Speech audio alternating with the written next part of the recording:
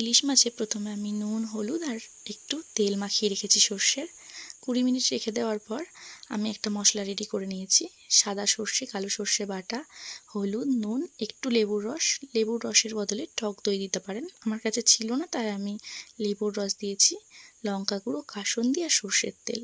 কাসুন্দিটা আমার বাড়িতে বানানো, এটা আমি একদিন রেসিপি দিয়ে দেবো। তারপর আমি এটা কুমড়ো পাতায় দিয়েছি টেস্টটা একটু অন্যরকম করার জন্য। কিন্তু কুমড়ো পাতায় দিয়েও আমি উপর থেকে কলা পাতা দিয়েছিলাম, কারণ না হলে সর্ষেগুলো না বেরিয়ে যাবে, তো তখন মশলাটা পুরো কড়াইয়েই থেকে যাবে। তো ওই জন্য আর একটা কুমড়ো পাতা একটু কম পড়েছিল বলে কলা পাতাতেই দিয়ে দিয়েছিলাম।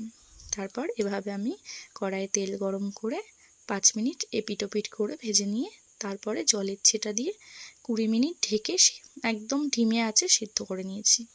এই যে রেডি হয়ে গেছে আজকে আমার ইলিশ পাতুরি। যদি ভালো লাগে একটি লাইক করে দেবেন।